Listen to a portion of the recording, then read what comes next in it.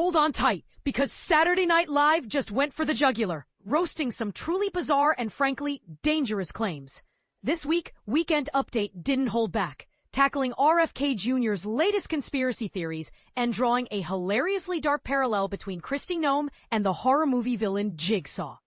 The segment featured a surprise reunion with former Weekend Update heavyweights Amy Poehler, Tina Fey, and Seth Meyers joining the current anchors for a joke-off that left the audience roaring. But the real fireworks started when they began dissecting the week's most outrageous political moments. First in the firing line was Robert F. Kennedy Jr., the Health and Human Services Secretary who has become increasingly known for spreading misinformation, particularly regarding vaccines. Co-anchor Colin Jost, with his signature deadpan delivery, highlighted RFK Jr.'s recent claim that circumcised men are more likely to be autistic, which isn't surprising coming from a man who looks like he's made out of foreskin, Jost quipped, delivering a punchline that landed with a thud and probably some gasps. But here's where it gets controversial. RFK Jr. has a long history of making unsubstantiated claims, including a link between Tylenol and autism. Is this just harmless satire? Or is SNL contributing to the dangerous spread of misinformation by giving RFK Jr. more attention, even if it's negative? Next up was South Dakota Governor Kristi Noem.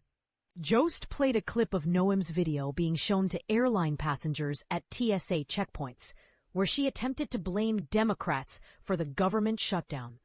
A shutdown happening under a Republican-controlled Senate, House, and a Republican president. The kicker? The video started with the iconic line from the Saw movies, "I want to play a game." The implication, of course, being that Noem is subjecting the American public to a torturous political game. And this is the part most people miss. Could Noem be deliberately using the Saw reference to signal something to a specific segment of the population? It's a dark thought, but the connection is undeniable. Michael Che then chimed in with a zinger about the U.S. Treasury's plan to release a silver dollar with President Trump's face on it, joking that the flip side would feature Harriet Tubman in a headlock.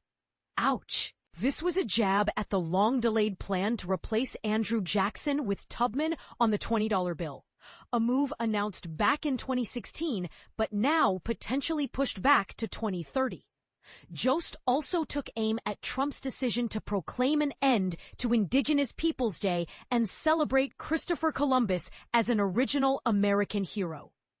So while Trump is rounding up people with ICE, he is praising Columbus, a guy who literally brought boatloads of Hispanics to America, Jost pointed out, highlighting the irony and, some might say, hypocrisy.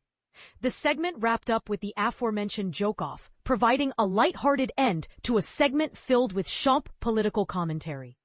But the questions remain. Did SNL go too far this week? Were the jokes about RFK Jr. and Kristi Noem appropriate? Or did they cross the line? And is comedy truly effective in holding powerful figures accountable? Or is it just entertainment that ultimately changes nothing? Let us know what you think in the comments.